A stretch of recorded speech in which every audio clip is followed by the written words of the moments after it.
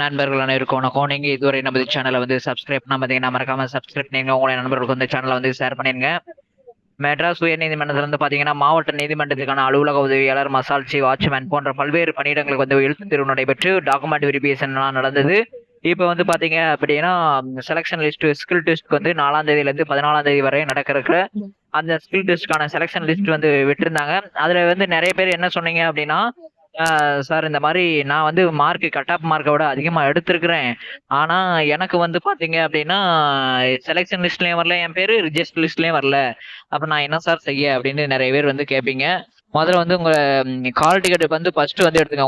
உங்க hall ticket எடுத்துக்கங்க. அந்த ஹால் டிக்கெட் எடுத்துட்டு அதுல வந்து உங்க ரிஜிஸ்ட்ரேஷன் நம்பரை இந்த பிடிஎஃப் லிங்க் இருக்கு பாத்தீங்களா, பிடிஎஃப் ரிசல்ட்டுக்கான செலக்ஷன் லிஸ்ட் பிடிஎஃப்ல போய் சர்ச்சில் போயிட்டு ஒரு முறைக்கு 2 முறை செக் பண்ணுங்க.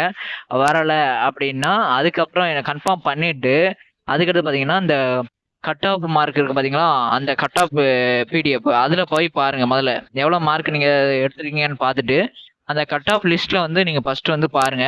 மாவட்டமா இருக்கிறீங்க அப்படின்னா உங்களுடைய மதிப்பெண் வந்து இப்போ பிசி கேட்டகரியில ஒரு 89 மார்க் இங்க கட் ஆஃப் வந்து கொடுத்துருக்காங்கன்னு வச்சுக்கோங்க. நீங்க வந்து பாத்தீங்கன்னா ஒரு 91 மார்க் எடுத்திருக்கீங்க. ஆனா 91 மார்க் எடுத்து உங்களுக்கு இது வரல, செலக்ஷன் லிஸ்ட்லயும் வரல, ரிஜெக்ட் லிஸ்ட்லயும் உங்க பேர் வரல அப்படின்னா கண்டிப்பா வந்து நீங்க என்ன செய்யணும் அப்படின்னா இன்னைக்கு ஒரு 10-11 மணிக்குள்ள என்ன செய்யணும் அப்படின்னா, நீங்க இப்ப கீழே ஒரு நம்பர் கொடுத்துட்றேன் சரிங்களா, அந்த நம்பருக்கு வந்து கால் பண்ணி நீங்க அதை சொல்லிடணும்.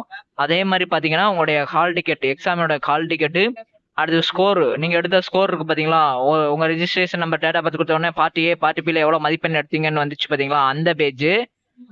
அதுக்கடுத்து பாத்தீங்க அப்படின்னா இந்த பிரியாரிட்டியோட பேஜ், இதை மூணையும்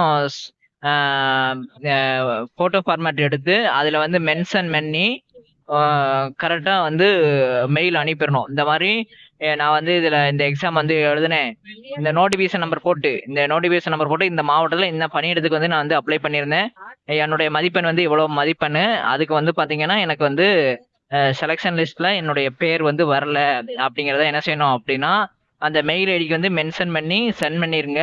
அதே மாதிரி அந்த போன் நம்பருக்கும் கால் பண்ணி சொல்லிட்டீங்க அப்படின்னா உங்களுக்கு கூடிய விரைவில் வந்து பார்த்து என்ன ஆகும் அப்படின்னா அதுக்கான சொல்யூஷனை வந்து சொல்லிடுவாங்க. கலந்து கொள்வதற்கான வாய்ப்பையும் வந்து உங்களுக்கு கொடுக்கறதுக்கான சான்ஸும் இருக்கு. அதனால இதை பாக்குறீங்க அப்படின்னா இந்த சேனலை வந்து உங்க ஃப்ரெண்ட்ஸுகளுக்கு தயவுசெய்து ஷேர் பண்ணிருங்க. கீழே வந்து மெயில் அட்ரஸ் வந்து உங்களுக்கு கொடுத்துட்றேன் சரிங்களா, அதை வந்து அதுல வந்து நீங்க சென்ட் பண்ணிருங்க. கண்டிப்பா ஒரு 10-11 மணிக்கு கால் பண்ணி ரெக்யூர்மெண்ட் செல்லுக்கு சொல்லிருங்க சரிங்களா. அதுக்கடுத்து பாத்தீங்கன்னா வெறும் மார்க் வந்து ரொம்ப கம்மியா எடுத்துக்கிட்டு இந்த கட் ஆஃப் மார்க்கை விட உங்க கம்யூனிட்டியில் உள்ள கட் ஆஃப் மார்க்கோட கம்மியா எடுத்துக்கிட்டு என் பேர் வரல அப்படின்ட்டு போய் கேட்காதீங்க சரிங்களா. இந்த கட் ஆஃப் மதிப்பெண்ணோட அதிக மதிப்பெண் எடுத்திருந்தா மட்டும்தான் நீங்க கேட்கணும். கம்மியான மார்க் எடுத்திருந்தீங்கன்னா கேட்க கூடாது சரிங்களா. மறக்காம இந்த சேனல் வந்து சப்ஸ்கிரைப் பண்ணுங்க. ஃப்ரீ டெலகிராம் குரூப் வேற கொடுத்துருக்குறோம், அதுல போய் ஜாயின் பண்ணிக்கோங்க. அதே மாதிரி பாத்தீங்க அப்படின்னா ப்ராக்டிக்கல் வந்து ஃப்ரீ கிளாஸ் வந்து எடுக்கிறோம், அதுலயும் வந்து ஜாயின் பண்ணிக்கோங்க. நன்றி, வணக்கம்.